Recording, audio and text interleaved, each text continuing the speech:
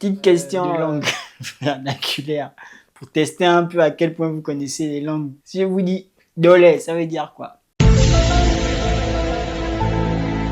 Petit indice, je suis mienné.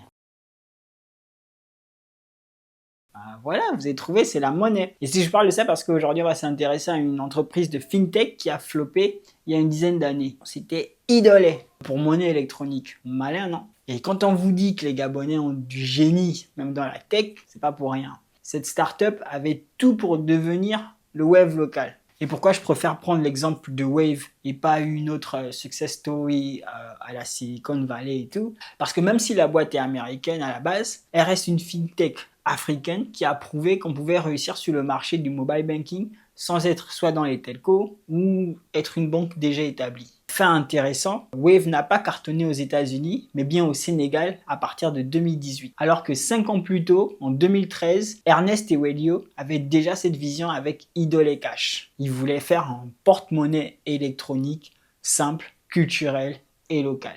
Et pour lui, c'était pas qu'une idée, parce qu'en 3 ans d'existence, son entreprise Idolé avait déjà généré près de 2 milliards de chiffre d'affaires. La next step évidente pour lui, c'était digitaliser tout ça via une application mobile. Et c'est là que le bas blesse. Parce que pour déployer sa plateforme, il a cherché un deal avec BGFI, ça n'a pas abouti. Résultat, litige, procès, et jusqu'à aujourd'hui, pas de produit. Je ne vais pas commenter les aspects juridiques, c'est pas le but de la vidéo.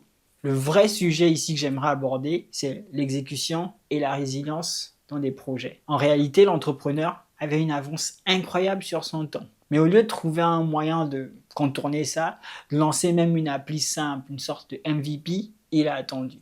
Et dans la tech, attendre, c'est perdre.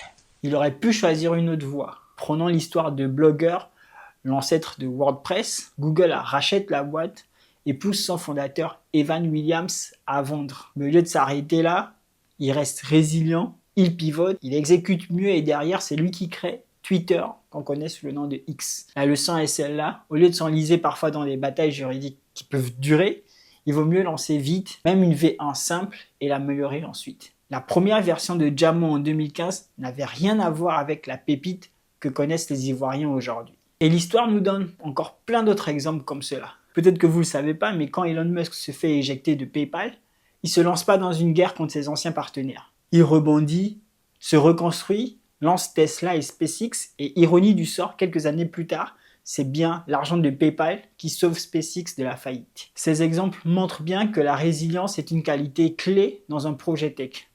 Et que les idées, même si elles peuvent être copiées ou revendues, seule l'exécution les rend viables. Voilà, c'est tout pour cette capsule. Dites-moi en commentaire s'il y a d'autres flops que vous souhaiteriez que j'aborde.